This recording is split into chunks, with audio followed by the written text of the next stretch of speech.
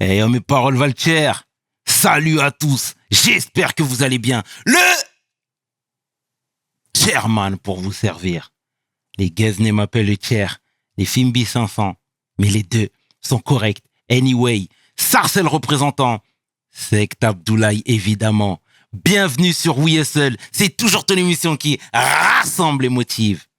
Au fil des émissions, nous recevrons différentes personnalités qui viendront s'asseoir à ma table, nous parler de leurs échecs, mais surtout de leurs réussites.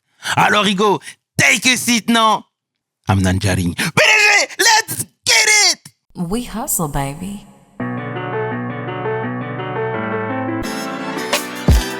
Le chairman.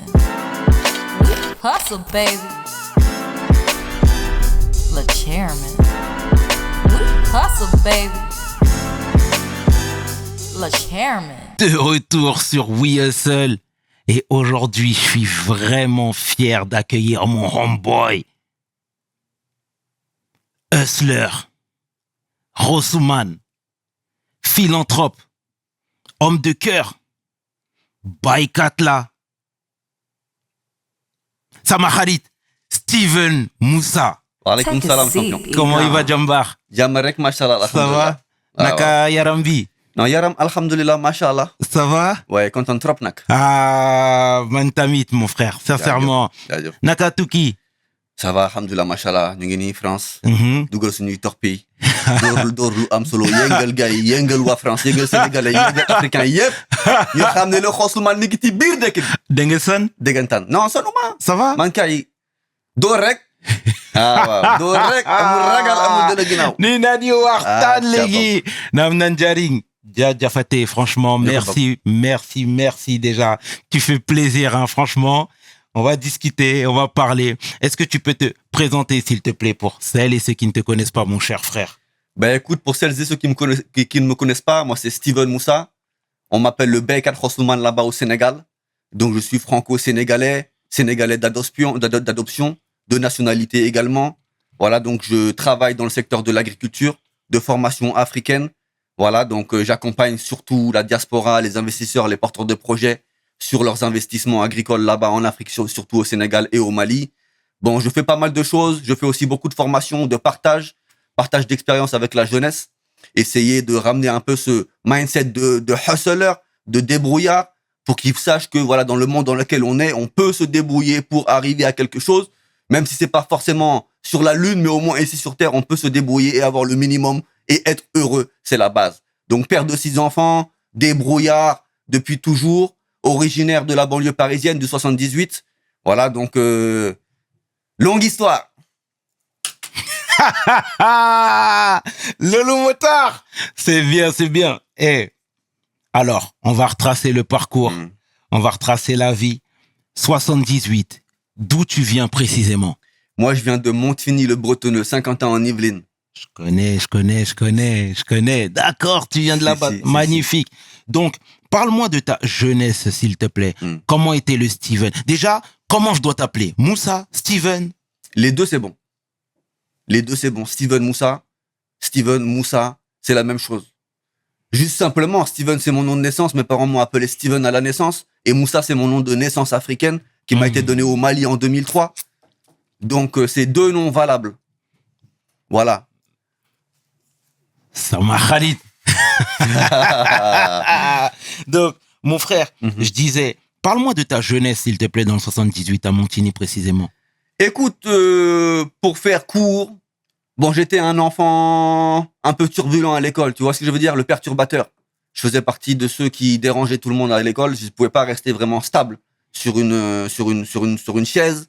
Donc voilà, enfant classique, famille modeste, tu vois. Donc bon, très rapidement, c'est un peu parti dans tous les sens, tu vois, viré du collège, etc. Donc, à partir de l'âge de 13 ans et demi, j'étais placé en foyer. J'étais plus trop, en fait, dans le 78. J'étais dans un foyer qui s'appelle le Château des Vaux, derrière Chartres, à l'époque. Et d'ailleurs, j'ai vu, il y a pas très longtemps, un reportage sur un jeune rappeur RK, qui est passé dans le même foyer que moi, bien plus tard, tu vois. Et donc, passage là-bas pendant 1 an et demi, où il y avait vraiment un peu toute la diversité de la banlieue parisienne. Donc, dans le dur, dans dans la bagarre, tu vois, dans la bagarre psychologique en vrai. Et c'est ce qui a fait aussi que ça m'a beaucoup forgé. Et de fil en aiguille, voilà, j'ai été aussi viré de là-bas. Je suis passé en foyer, en famille d'accueil un peu à droite, à gauche. Parce qu'encore une fois, j'étais turbulent, tu vois, j'étais perturbateur, j'étais pas dans mon environnement. Et bon, voilà, la justice a fait que je suis arrivé au Togo.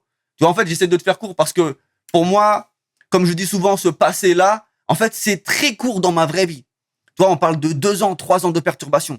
On va dire de mes 13 ans à mes 16 ans en vrai. Tu vois, c'est pas grand-chose dans ma vie. Aujourd'hui, j'ai 39 ans. Donc, je suis arrivé très tôt, à 16 ans, à l'âge de 16 ans au Togo.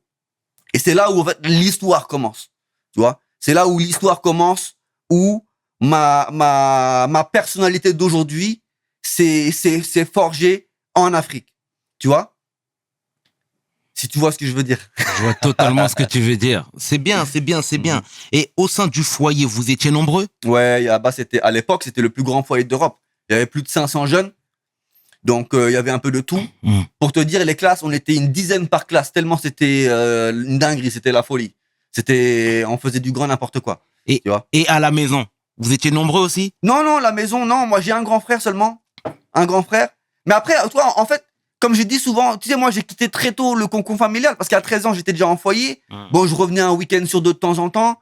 Bon, donc, j'ai pas trop ce lien-là familial, etc. Bon, aussi, à l'époque, c'est vrai que j'ai fait souffrir mes parents. Parce que tu vois, avoir un enfant comme ça turbulent, toi, ça fait jamais plaisir aux parents. Tu vois ce que je veux dire? Donc voilà, j'ai un grand frère, j'ai mes parents. Alhamdoulilah, tout le monde va bien, on est en contact de temps en temps. Mais j'ai pas ce lien-là familial en vrai. Tu vois, j'ai été très vite déconnecté de ça. Ouais. Alors, parle-moi du Togo.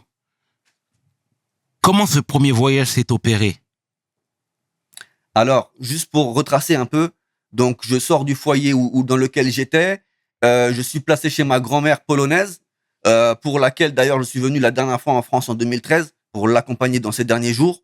J'étais avec elle pendant plusieurs mois. Et en fait, à ce moment-là, j'étais dans une phase de transition avec la justice.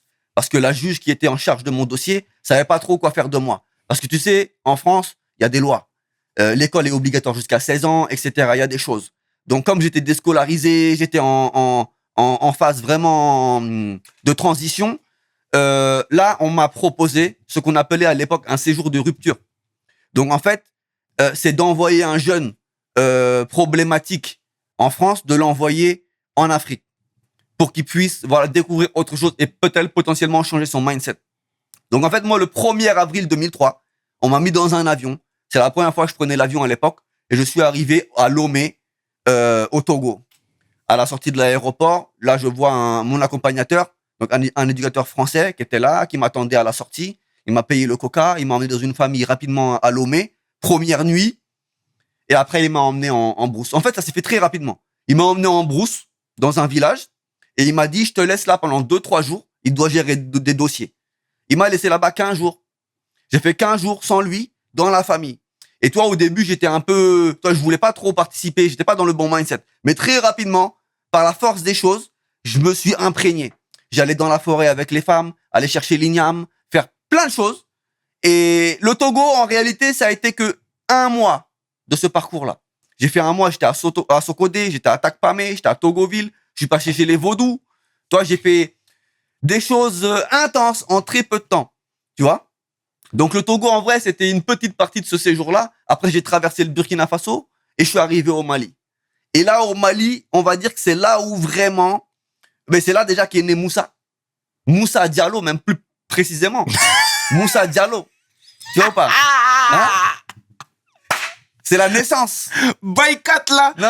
Non mais c'est très bien, continue. Si. Donc en fait, si tu veux, moi j'arrive à Bamako. Donc en fait, c'était un séjour en itinérance, on appelle ça. J'étais avec un éducateur dans un 4x4 et en fait on circulait. Et donc j'ai traversé le Togo, Burkina, j'arrive à Bamako. Bamako, on me met dans une famille d'accueil en plein Bamako, Lafiabougou, Bougoudani. Un des quartiers les plus pauvres de Bamako déjà à l'époque. Et je fais là-bas une dizaine de jours à peu près. Et je me sentais pas à l'aise. Tu vois, c'était un peu l'oppression, la ville un peu, toi, c'était pas vraiment je me sentais pas à l'aise. Et en discutant avec un des Maliens, Kariba Samake, qui m'avait en charge là-bas à ce moment-là, je lui ai expliqué que je me sentais pas à l'aise dans cet environnement-là. Et il m'a dit, si tu veux, je t'emmène dans mon village. Mpanko, Dialakoroba Mpanko. Et c'est là où il m'emmène dans son village. Et c'est là où les choses ont changé. Tu vois? Dis-moi. J'arrive là-bas au village, donc on me positionne dans la famille Samaké. C'était le début de la saison des pluies. Quelle année? C'était en 2003. Et là, c'était en avril, mai, juin 2003. Donc, j'arrive au village, il me positionne dans sa famille, les Samaké, et c'était le début de la saison des pluies. Donc, j'allais en fait avec les filles de la famille au champ. Toi, faire les travaux, aller nettoyer, des broussailles, commencer à planter l'arachide et tout ça. Et tu connais, homme-femme, il y a toujours des connexions, tu vois ou pas? Et donc, il y a eu une petite histoire d'amour qui s'est créée. Toi, c'est de manière psychologique. Toi, c'était pas physique. C'était vraiment l'esprit, en fait. Il y avait une connexion, moi et cette fille-là. Et j'allais partout avec elle. Massa Maké. Je la salue en même temps si jamais elle voit cet épisode. Et je veux te dire que toi, Massa Maké, tu sais, la vie, il y a des choses où moi, je crois à la destinée et aux rencontres qui changent tout.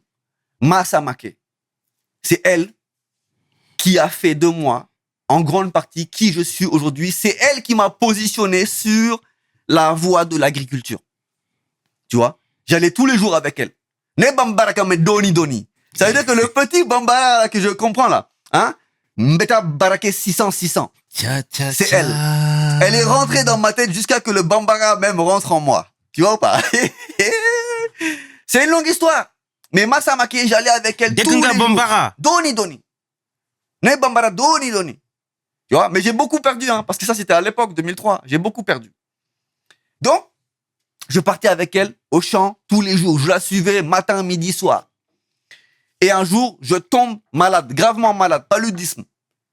Rapatrié à Bamako, perfusion. Les gens commencent à dire qu'il faut me rapatrier en France en urgence. Moi, j'ai dit non, je reste. J'ai été perfusé, alhamdoulilah, j'ai été guéri et je suis reparti encore au village. Dans ce village-là, il y a beaucoup d'histoires, beaucoup d'anecdotes. Et je veux donner juste une petite anecdote, histoire de faire plaisir aux gens qui voient un peu le mindset de l'Afrique. Un jour, je pars avec la grande sœur de Massa Maké qui était enceinte. Elle était en état, comme on dit là-bas. Je la vois partir avec sa charrette, toute seule, partir en direction de la forêt. Je cours, je vais la rejoindre avec la charrette et on part, moi et elle, dans la forêt. En fait, elle partait chercher du bois. Toi, les bouts de bois, là, pour faire la cuisine. Et je vais avec elle et je l'aide à ramasser le bois. Et en ramassant le bois, tout d'un coup, je sens quelque chose qui me pique au niveau de la main. Je regarde, tu sais, je pensais une écharde ou un truc, tu vois ce que je veux dire. Et je vois rien dans ma main. Et là, je commence à sentir quelque chose, toi, une puissance qui rentre dans mon bras, qui me prend tout le bras. Deketeyo, dit. C'est le scorpion. Le scorpion. Piqué par un scorpion. Elle voit la situation, je commençais à balancer mon bras, j'en pouvais plus. On rentre en urgence au village. On était peut-être à 30 minutes en charrette. Je rentre au village. Elle m'emmène voir un vieux dans le village. Le vieux commence à faire les incantations, tap, tu vois, les prières, les trucs. On commence à sentir le venin qui descend.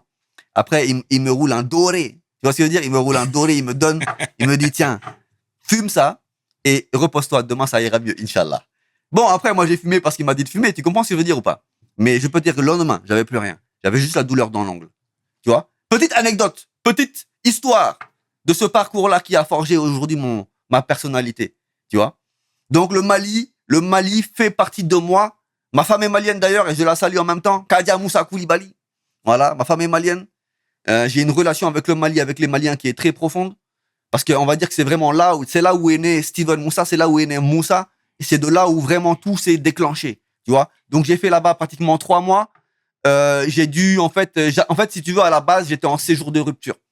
Le contrat, c'était 6 mois. Tu vois? Donc, j'étais là-bas 6 mois. Et donc, j'arrivais quasiment à la fin de mon séjour. Et on m'a dit, bon, on va faire une transition avant ton retour en France. On va faire une transition par le Sénégal. Et donc là, on traverse le Mali, la forêt, tout ça, parce qu'à l'époque, il y avait le train, mais c'était très compliqué. Et j'arrive là-bas, j'arrive à Dakar, Dieuppeul. J'ai fait une nuit à Dieuppeul. Après, on m'a emmené dans un village de pêcheurs, Sendou. Et là-bas, j'ai fait ma transition. Sauf que, quand je suis arrivé au Sénégal, je pouvais pas sortir de ma tête Massa Maké. Je pouvais pas sortir de ma tête ce que j'avais vécu au Mali. Tu vois? Et je dis à l'éducateur qui m'avait en charge, je dis, moi, aujourd'hui, là, je peux pas rentrer en France. Parce que si je rentre en France, déjà, qu'est-ce que je vais faire en France? Ça fait 6 mois que je suis là. Là, je rentre dans un autre mindset. Je sais que si je vais rentrer en France, en fait, ça va rien me rapporter. Il a réussi à négocier. Il m'a dit, mais écoute, nous, on peut te garder là, Mais il faut que tu fournisses des arguments solides à la juge pour qu'elle accepte de prolonger ton séjour. J'ai dit, tu sais quoi? Je veux faire une formation agricole. Et parce qu'en fait, tu sais, j'avais un amour pour Massa Maké. En fait, c'est un truc très profond. C'est difficile à expliquer, en fait. Tu vois? Et dans ma tête, je me dis, vas-y, je vais apprendre l'agriculture. Et après, je repartirai au Mali. Donc, il m'a fait signer le contrat là-bas pour le centre de formation, sur la frontière gambienne, à Toubacouta, Sokone, Cœur Baboudiou plus précisément. J'ai fait là-bas 6-7 mois. Pareil, bon, j'avais 16 ans, 17 ans, tu vois. J'étais toujours turbulent. Il y a des choses que je refusais de faire au centre de formation. Je devais faire 1 an, j'ai fait 6-7 mois finalement, parce qu'il y a des choses que je voulais pas faire. Tu vois. Mais on apprend en forgeant, comme on dit. Et donc, j'ai fait ma formation. Après, je devais encore rentrer en France. J'ai dit, bon, maintenant, j'ai fait ma formation. Bon, faut que je pratique, tu vois. Donc, je suis encore resté. Et après, on est arrivé à ma majorité, mes 18 ans. Donc, 18 ans, faut rentrer en France forcément pour faire le jugement de majorité, comme on dit. Et donc, avant ça, j'ai eu la chance d'aller en Mauritanie. Tu vois, j'ai fait plusieurs mois en Mauritanie, dans une WED, pour aider un gars à installer un projet. Donc, en fait, voilà, l'histoire, elle est très, très longue. Et tu vois, d'ailleurs, souvent, on me dit que je devrais écrire un livre, tu vois, pour rentrer en profondeur dans toutes ces anecdotes. Parce qu'en fait, là, on discute, c'est improvisé, et rentrer dans tous les détails, c'est un peu compliqué, tu vois. Mais Inch'Allah, on va essayer de travailler sur un bouquin pour que l'histoire soit plus concrète et que les gens puissent se plonger dans cette histoire-là. Ouais. C'est très fort en tout cas, très très fort. Donc, tu as appris l'agriculture, tu t'es formé, tu as pu négocier. Tu rentres un petit peu en France là. Là, je suis rentré juste pour mes 18 ans. D'accord. T'es retourné aussitôt après? Ouais, j'ai fait 2-3 mois après. Hein. En fait, je t'explique, je rentre pour mes 18 ans et donc là, je fais mon jugement, je suis libéré entre guillemets, on va dire, tu vois. Et forcément, j'essaie de trouver un peu de boulot, tu vois. Je cherche du boulot, bon, il y a pas grand-chose, je vais laver la vaisselle dans des restaurants, des trucs comme ça. Et j'ai fait 2-3 mois, j'ai fait peut-être 1 000 euros et je me suis dit non, c'est pas possible, c'est pas ma vie, tu vois. Et je suis reparti, comme je disais il y a pas longtemps, je suis reparti par la voie terrestre. J'ai fait mon sac à dos et je suis rentré au Sénégal, tu vois. J'avais la chance déjà d'avoir ma famille d'accueil au Sénégal, donc j'avais déjà un pied à terre. Je suis rentré au Sénégal. J'ai commencé un peu mon entrepreneuriat, vendre mes services. À l'époque, je travaillais dans les jardins des patrons à Thiès, dans la zone de Thiès. Tu vois, j'allais tailler les fleurs, les trucs. J'ai commencé à installer ma première pépinière. En fait, si tu veux, il faut savoir que moi, là-bas, je suis de formation agricole générale. OK? Après, j'ai fait une spécialisation avec les eaux et forêts à Pout dans la production de plants en pépinière. Parce qu'en fait, moi, à la base, ce qui m'attirait le plus, c'était les arbres fruitiers. C'était pas les grandes cultures, tu vois. Après, j'ai fait une spécialisation aussi au niveau des espaces verts à Thiès avec un Sénégalais qui m'a formé un peu dans le maniement des outils et tout ça. Voilà, en fait, je suis assez général, en fait, tu vois, dans mon parcours professionnel. Mais c'est du 100% made in Sénégal. Et donc, je suis rentré là-bas, j'ai fait 7, 8 mois. C'était dur parce qu'il n'y avait pas d'argent, tu vois. Je cherchais, je me débrouillais. C'est ça le Khoslouman. En fait, c'est ça le mindset, tu vois. Et il n'y a pas longtemps, j'expliquais l'anecdote. En fait, encore une fois, une anecdote. Dans notre famille là-bas à Pout, il y avait un vieux marabout. Et un jour, il voyait que j'étais un peu en souffrance. C'était très dur. Et lui, il me dit, écoute, il m'a dit, il a fait un rêve. Il a vu des choses. Et il m'a dit que je devais faire un sacrifice. Et le sacrifice, en fait, c'était de marcher à pied jusqu'à la mer. Et toi, Pout et la mer, c'est une 50aine de kilomètres. Il m'a dit, marche jusqu'à la mer. Voilà, tu verras. Et j'ai fait ce qu'il m'a dit de faire. Un jour, je suis parti le matin de ma maison là-bas à Pout. J'ai marché jusqu'à la mer. Et en arrivant face à la mer, j'ai une charrette qui me passe devant avec un blanc assis sur la charrette. Et là, bon, je commence à tchatcher, salutations, tout ça. Et il me dit, vas-y, monte. Et il m'emmène chez lui. Tu vois? Et lui, sa maison, c'était vraiment en bord de mer. Il m'amène chez lui, on commence à discuter, donc je lui explique qui je suis, qu'est-ce que je fais. À l'époque, j'avais 18 ans. Tu vois? Je dis, voilà, je suis là, je cherche du boulot, je cherche des opportunités. Moi, je suis dans l'agriculture, etc. Et il voit j'ai le mindset, il voit qu'il y a du potentiel. Et lui, en fait, il avait un projet dans sa maison. Il voulait créer un petit potager. Tu vois? Il m'a dit, tu sais quoi? Moi, je peux pas te payer, mais ce qu'on fait, moi, je te loge, je te nourris, et en échange, tu travailles dans le potager. Tu me mets en place le potager. Et après, on verra. Tu vois, c'est au feeling, tu vois. Et j'ai accepté. J'ai commencé un peu à travailler avec lui. Et lui, en même temps, il accueillait, en fait, souvent des Français en vacances. Et de fil en aiguille, comme je parlais déjà un peu Wolof, eh ben, j'accompagnais ses clients, ses invités. Je les accompagnais un peu faire le tour du Sénégal, faire un peu le guide. Et de fil en aiguille, j'ai rencontré des gens, tu vois. J'ai fait avec lui comme ça 6-7 mois, pareil. Et un jour, on reçoit un groupe de jeunes femmes, de jeunes françaises. Tu vois, elles avaient la petite vingtaine à l'époque, tu vois. Et dans ce groupe-là, je sympathise avec une d'elles qui s'appelle Solène. D'ailleurs, je la salue au passage si jamais elle voit l'épisode. Solène. Et elle me dit, à la fin de son séjour, elle me dit, écoute, moi, je t'ai kiffé. J'aime bien ton mindset. Le jour où tu rentres en France, il faut venir chez moi à Rennes. Et moi, j'ai gardé ça dans un coin de ma tête. Tu vois ce que je veux dire? Quelques temps plus tard, comme c'était dur, et comme encore une fois, je dis, j'ai la chance d'être français et d'avoir un passeport français qui me permet d'aller là où je veux dans le monde, du moment que j'ai les moyens de le faire. C'était dur, tu vois, je gagnais peut-être 50 000 francs, 100 euros par mois. Je devais aider aussi la famille d'accueil pour le riz, l'huile et tout ça. Et donc, j'ai dit, bon, écoute, on va retenter la France. Et donc là, je rentre en France. C'est pareil, j'ai fait un mois. En fait, Solène m'a pistonné dans un restaurant à Pigalle. Laver la vaisselle, tout ça. Donc, en fait, à cette époque-là, je dormais chez un ami d'enfance, Makital. Je dormais chez lui, à Montigny, à Bricolande plus précisément. Et je devais partir tous les jours jusqu'à Paris pour aller travailler pour 50 euros par jour. Et donc, du coup, qu'est-ce qui se passe? Au bout de, c'est pareil, 2-3 semaines, c'était très compliqué, les allers-retours. Et c'était l'époque aussi où il y avait les, comment on appelle ça, les émeutes de 2005, là. Voilà. Et je voyais que c'était compliqué, la banlieue parisienne, etc. Et j'appelle Solène, je dis, écoute, moi, là, Paris, c'est bien, je te remercie, c'est cool de m'avoir pistonné. Mais là, c'est compliqué, j'y arrive pas. Elle m'a dit, tu sais quoi, moi, je suis à Rennes, viens me rejoindre à Rennes. J'arrive à Rennes. 2 jours plus tard, j'avais trouvé du travail dans un magasin qu'on appelle Truffaut. Tu sais, qui vend les fleurs, voilà. Voilà. Donc, en 2 jours, j'ai trouvé le boulot là-bas. Pareil. La tchatch, on commence à vendre les trucs, on commence à faire un peu l'argent.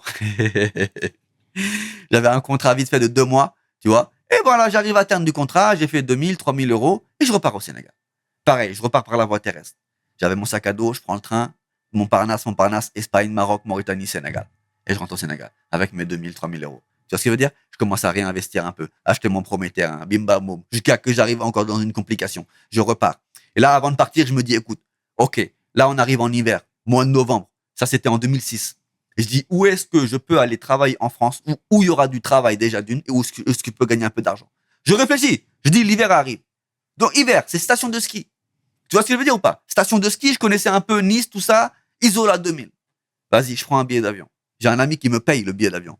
Nice pour Nice. J'arrive à Nice. Je prends le car, je monte à Isola 2000.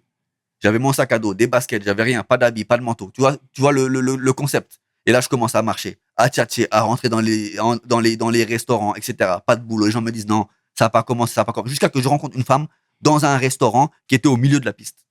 J'arrive là-bas, je suis fatigué, je vois une dame. Salutations, tchatch. Je commence à me présenter. J'avais préparé mon classeur avec mon petit CV, mes petits documents, tu vois, made in Sénégal. Et elle a vu que, elle m'a kiffé. Elle m'a dit, tu sais quoi, vas-y, viens, assis-toi. D'abord, tu vas manger. Je vais te donner à manger. Après, on continue la discussion. Elle me dit, est-ce que tu connais la daube? Tu vois, moi, dans mon esprit un peu parisien, tout ça, la daube, toi, la daube, c'est, tu vois ce que je veux dire? On connaît pas, nous. En fait, c'était un plat extraordinaire. Je me rappelle comme si c'était hier. Tu vois, des bons morceaux de bœuf bien cuisinés. Elle me donne ça, je mange. Et après, elle me dit, écoute, moi, c'est pareil. Je peux pas te payer. J'ai pas les moyens de te payer. Mais, ce que je te propose, je peux t'héberger. Et toi, tu travailles tous les soirs pour moi, tu fais la vaisselle dans le restaurant. Et entre-temps, je vais essayer de voir avec mes contacts dans la station si on peut te positionner. Je commence à travailler avec elle. Le soir, je fais la vaisselle. Elle me loge. Il n'y a pas de boulot, il n'y a pas d'argent. 2-3 jours plus tard, elle me positionne chez une amie à elle. Je commence à réparer les transats. Les gens voient que le mindset, il est là. Tu vois? On n'a pas peur du froid. On travaille, on truc. Et de fil en aiguille, j'ai fini à être crépier dans un snack. Mais là, c'est pareil. Tu sais, il y a des aventures, des anecdotes inoubliables. En fait, là où elle me logeait, je logeais avec le chef cuisinier de son restaurant. Le gars, c'était un soulard, alcoolique, qui venait de divorcer. Un soir, il rentre, j'étais en train de dormir dans la chambre, il rentre, bourré. Il commence à me crier dessus. Ouais, tu vas payer le loyer, 500 euros, bim baboum, il commence à mettre la pression, il me fout dehors, en pleine nuit. Je vais chez les collègues, truc, et après on me dit non, finalement, on peut pas me garder pour travailler, parce que ça fait pas partie du contrat, le logement. Tu vois? Et finalement, je suis reparti là 1 mois et demi après, avec 1000 euros, je suis rentré au Sénégal comme ça. Et à un moment donné, je me suis dit, bon, là, c'est compliqué quand même. Donc, je peux pas me permettre de faire des allers-retours pour gagner 1000 euros, 2000 euros. Il faut que j'essaye de pouvoir aussi me construire et me créer ma place au Sénégal dans le domaine professionnel. C'était très difficile. Et c'est pour ça qu'en fait, moi, mon dernier voyage en France, il date de 2009. C'est en 2009 le dernier voyage économique en réalité. Tu vois. Et à partir de 2009, la naissance de mon premier fils, je me suis dit non, là, c'est pas possible. Je dois tout faire pour me créer ma place au Sénégal. Et c'est là où j'ai commencé vraiment à bombarder. Donc l'accompagnement, installer, vendre mes pépinières déjà, vendre mes pépinières et de fil en aiguille, installer les arbres dans les champs des gens et après tout le matériel, toutes les infrastructures qu'il faut. Voilà, c'est une très longue histoire. Rossman, déjà, bravo, parce que tu as cru en toi. Et ça, c'est très important. Alors, tu disais la naissance de ton premier fils et tu commençais à te retrouver là au Sénégal là, d'un point de vue financier. Ouais, ça a été dur au début. Hein. Ça a pris des années quand même. Même jusqu'à présent, c'est dur. Tu vois, on est là, on rigole, on est dans la bonne humeur, tu vois ce que je veux dire. Mais c'est dur parce que l'entrepreneuriat, toi, il y a pas de RSA, il y a pas de rien du tout. Si tu travailles pas, tu gagnes pas. Tu vois. Donc après, c'est aussi la gestion de quand on gagne, mais ça a été très dur. C'est vrai qu'au début, les premières années, mes parents me soutenaient quand même de temps en temps. Toi, un petit 100 € par-ci, tu vois, histoire de dépanner. Mais ça a été très dur. Mais bon, quand même, voilà, j'ai su prendre à un moment donné des bons choix. J'ai aussi fait des erreurs, mais j'ai fait des bons choix. J'ai rencontré des gens. J'ai su investir au bon endroit, au bon moment. J'ai su revendre aussi au bon moment. Il y a eu, en fait, tu sais, des anecdotes, j'en ai plein. Et en fait, c'est là où moi je dis que moi je crois en deux choses. Je crois en l'instinct, de savoir suivre son instinct, et à la destinée. Parce que la destinée n'a pas de hasard. Je vais te donner un autre exemple pour que les gens peut-être essayent de comprendre un peu la situation. Donc, j'avais acheté mon premier terrain agricole à Pout. J'ai installé là-bas mes 2 chambres, toit en zinc, porte en zinc, vraiment le minimum. Pas d'esté, pas d'eau, zéro confort, en site isolé. C'est comme ça que j'ai moi démarré ma vie de famille, tu vois. Et donc, j'ai construit doucement, j'ai évolué jusqu'en 2021, une tentative de cambriolage dans ma ferme. Il y a des gars à 3h du matin, ils sont rentrés chez moi pour essayer de me voler mes moutons. Donc, j'ai reçu parpaing, ils m'ont agressé, j'ai sorti le fusil, j'ai tiré dans le tas. Ça, c'est une réalité. Tu vois, et je le dis vraiment pour que les gens, en fait, essaient de comprendre un peu le processus. Et ça, c'est un événement parmi l'histoire. Ma femme était traumatisée par l'événement. Elle voulait même plus vivre dans la ferme à l'époque. Au même moment, j'ai mon voisin qui me demande si je suis vendeur de mon champ. Au même moment, j'ai un Français qui veut me recruter pour aller travailler avec lui dans la zone de Mbourg. Au même moment, j'ai ma grand-mère qui est en fin de vie et je rentre en France en 2013 pour l'accompagner dans ces derniers jours. Et à mon retour au Sénégal, je me suis posé et j'ai analysé la situation. Et je me suis dit, écoute, tout ça, ça s'est passé. C'est parce qu'il y a une décision que je dois prendre. Tourner la page. Et à ce moment-là, j'ai appelé mon voisin, j'ai dit, tu veux acheter? Ok, je te vends. Le Français qui voulait que je travaille avec lui à Hambourg, j'ai dit, ok, j'arrive.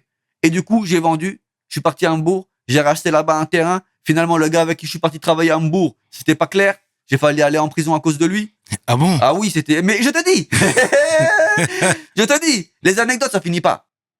Mais en fait, j'essaie de faire court juste pour que tu vois le parcours de cette destinée-là.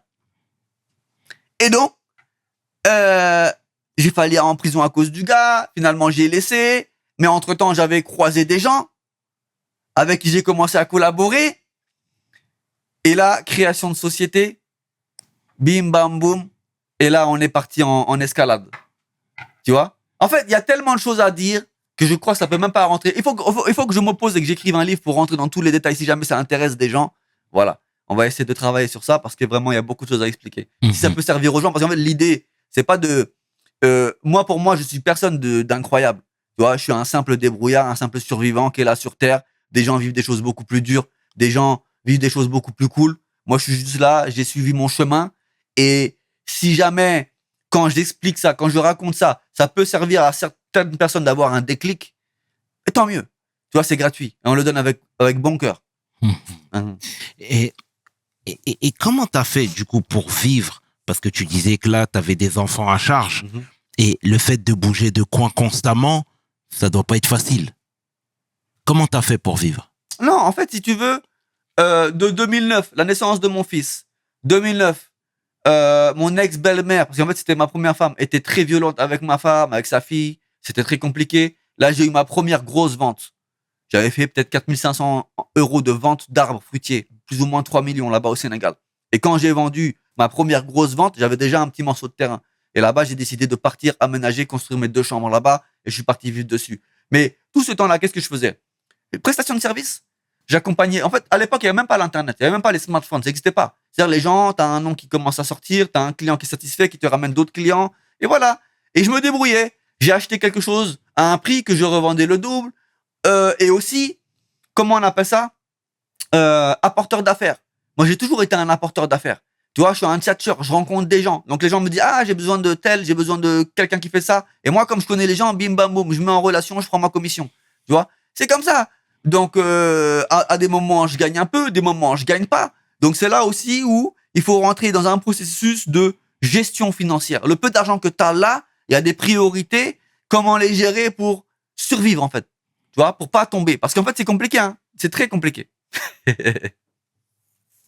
C'est fort, c'est fort.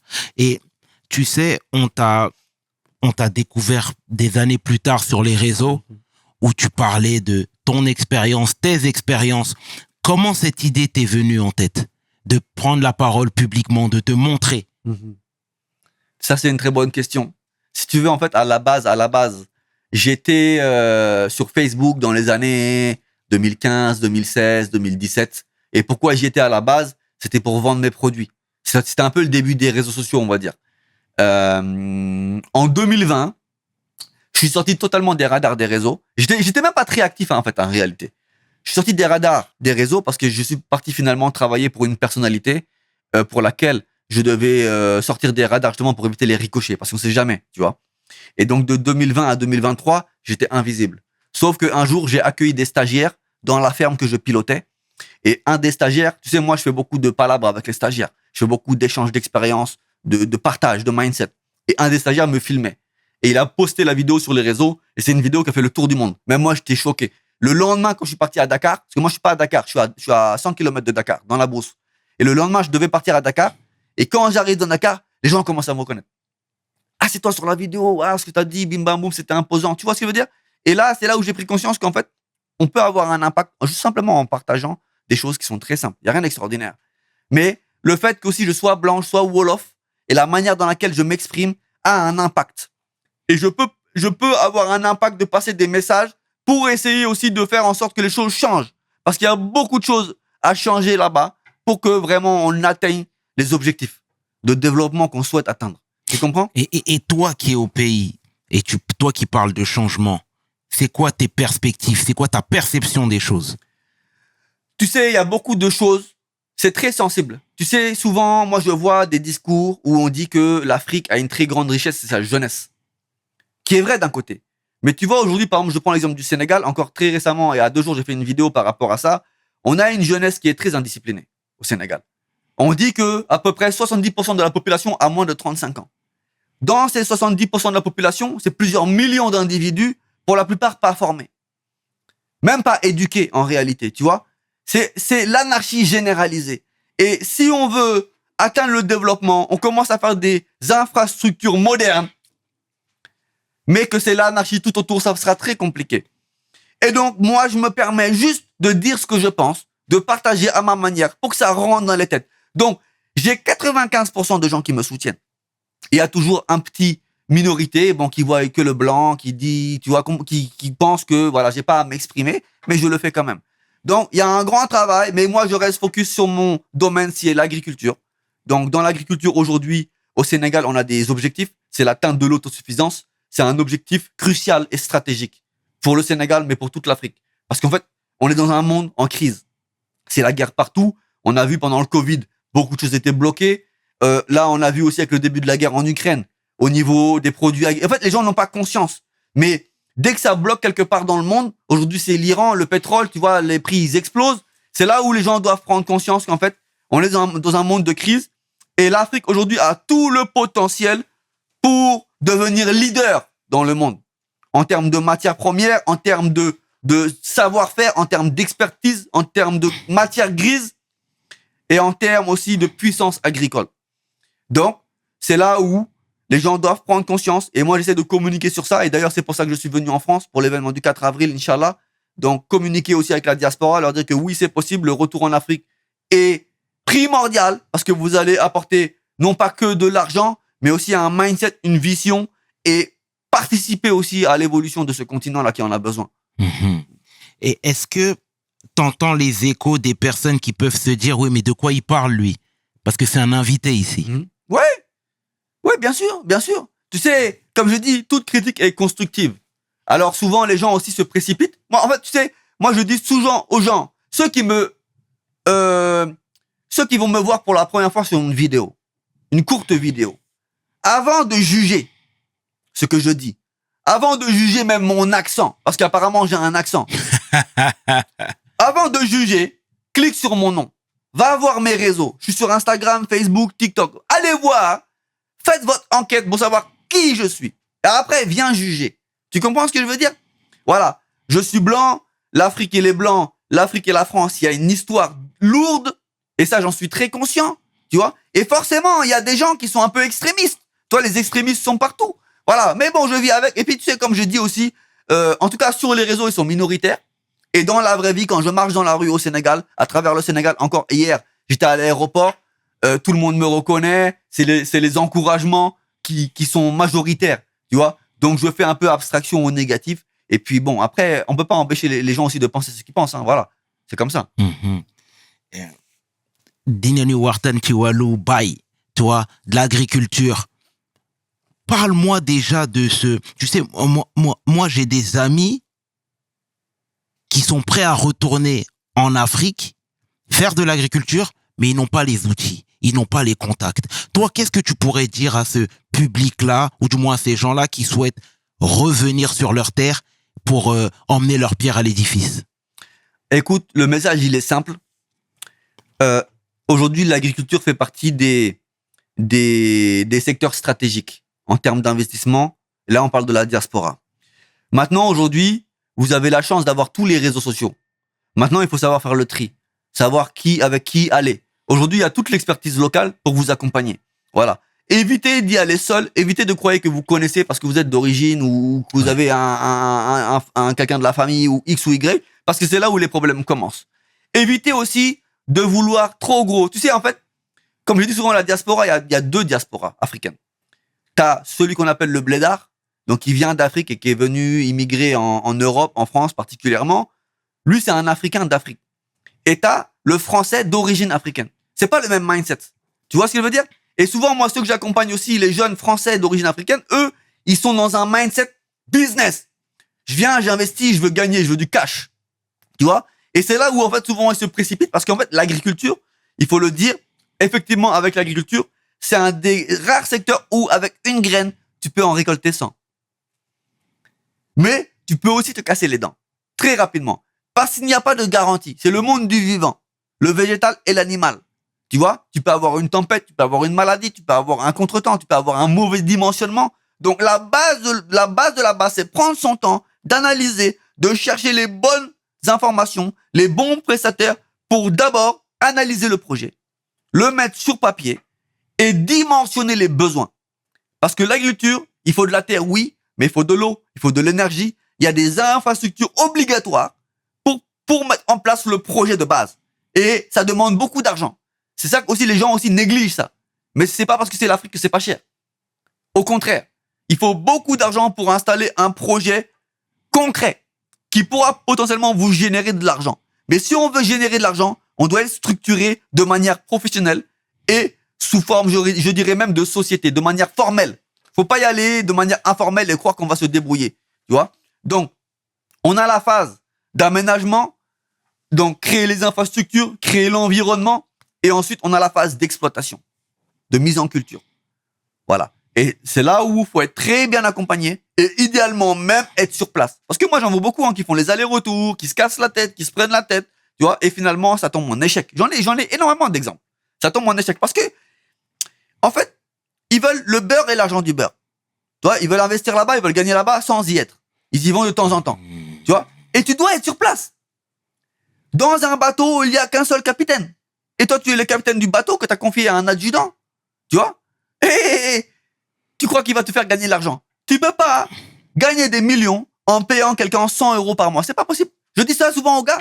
Tu vois, là-bas, le salaire moyen, c'est quoi? 100 euros, 150 euros, 200 euros, 300 euros. Et tu crois que lui, il va te rapporter beaucoup d'argent. Mais là-bas, il y a beaucoup de problèmes. Tous les jours, il y a des soucis. Il y a le baptême, il y a le mariage, il y a le décès, il y a la tabaski, il y a la corité. Donc, il y a toujours la tentation de détourner quelque chose dans ton investissement. En fait, c'est des réalités. Les gens le savent, hein. Ce que je dis là, ils le savent très bien. Ils sont conscients de ça. Mais c'est-à-dire qu'à un moment donné, il faut savoir se poser et aussi faire les choses par étapes. Soit tu veux placer ton argent, tu veux faire un investissement, tu te dis, OK, moi, dans 10 ans, dans 15 ans, je prépare mon retour au pays. Comment je peux le préparer? Achète ton petit terrain agricole, tu l'aménages comme il faut, tu construis une petite maison, tu plantes tes arbres, ça évolue, et de fil en aiguille, tu apprends à apprivoiser ton matériel et ton personnel, tes collaborateurs. Et à partir de là, tu commences à injecter sur d'autres projets à l'intérieur du projet principal. Parce que la confiance rentre, tu vois. Maintenant, si tu veux faire du cash flow immédiat, là, tu dois être sur place. Tu dois être sur place et tu dois être prêt, tu vois. Mais prenez le temps d'abord d'analyser, d'étudier et d'avoir les bons contacts. Voilà. C'est ça le conseil que je peux donner. Et quelqu'un qui voudrait faire des affaires avec toi, est-ce que tu es ouvert à ça? Tout à fait. Tout à fait. Moi, j'accompagne beaucoup de gens. Donc, en règle générale, on me contacte sur mes réseaux sociaux. Tu vois, Steven Moussa, ambassadeur, TikTok, Instagram, Facebook. On me contacte. Moi, la première chose que je propose, en fait, c'est de faire un diagnostic du profil. Donc, je fais des calls. Toi, je vais donner un exemple. Moi, le call que je propose, il est à 50 euros. Plus ou moins 45 minutes. Je fais un call, soit en visio, soit en normal, avec la personne. On discute. J'essaye d'analyser son profil. J'essaie d'analyser son projet, de faire un peu un état des lieux général. Et à partir de là, je mets en place, je soumets des stratégies. Tu vois? Ça, c'est la phase 1, c'est le call, l'appel. Ensuite, il y a la phase 2. S'il y a déjà un terrain, s'il y a déjà un projet, je peux faire le déplacement sur place et d'aller concrètement visiter pour faire une analyse concrète du site. Tu vois? Donc, moi, j'accompagne sur toutes les étapes. Je fais aussi de l'audit de projet, c'est-à-dire un projet déjà en place qui a des difficultés. On a besoin d'y voir clair. On peut m'envoyer sur place pour que je fasse une audit générale. Voilà, pour donner aussi mon point de vue de manière neutre. Donc c'est ça, le call, la visite du terrain, l'audit. Et après, je peux aussi faire l'accompagnement du projet. Donc, le contrôle des prestataires de services, le contrôle qualité. Tout ça, c'est des choses que je propose. Barna, tu te débrouilles bien. Hein. C'est très bien. Et merci pour la prévention parce que effectivement, on entend des histoires rocambolesques où des gens se sont fait arnaquer, etc. Mais tu viens de soulever un point très intéressant, c'est-à-dire si tu n'es pas sur place, c'est pas la meilleure façon de faire du business.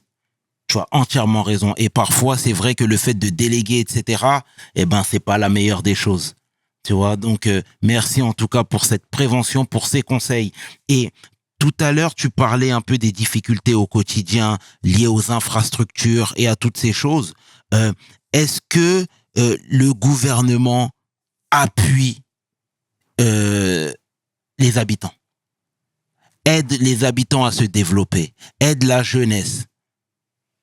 Écoute, tu sais, comme je dis souvent, il y a une triste réalité que les gens souvent, et que les Sénégalais même souvent oublient. C'est que le Sénégal fait partie des pays les plus pauvres au monde. C'est la réalité. Au Sénégal, personne paye l'impôt. Tu vois, aujourd'hui, on est en France, il y a des infrastructures, il y a du transport en commun, il y a beaucoup de choses. Mais tu vois, les gens sont fatigués des impôts. Tout le monde paye l'impôt. Au Sénégal, personne paye l'impôt. Donc, c'est très difficile pour l'État de subventionner. Tu vois? Donc, aujourd'hui, on a un nouveau gouvernement depuis l'élection de Bassirou Diomaye Faye. Bon, lui, il est avec une nouvelle équipe. Ils font leur travail. Ils font comme ils peuvent. Donc, par exemple, dans le domaine de l'agriculture, il y a des subventions. Tu vois, au niveau des paysans, il y a un soutien par rapport aux fertilisants, par rapport à pas mal de choses. Donc, je pense que moi, je suis pas politisé, je suis même pas trop dans ces détails-là. Je pense que l'État fait ce qu'il peut. Aujourd'hui aussi, il y a un investissement dans la sensibilisation. Parce qu'en fait, pour moi, c'est la base. Les gens ne sont pas informés. Les gens ne savent pas. Il y a beaucoup d'ignorance. Et pour que les gens sachent, on doit sensibiliser par des campagnes de sensibilisation. Dire que voilà ce qu'on peut faire, voilà comment on peut le faire, et voilà ce que vous devez faire.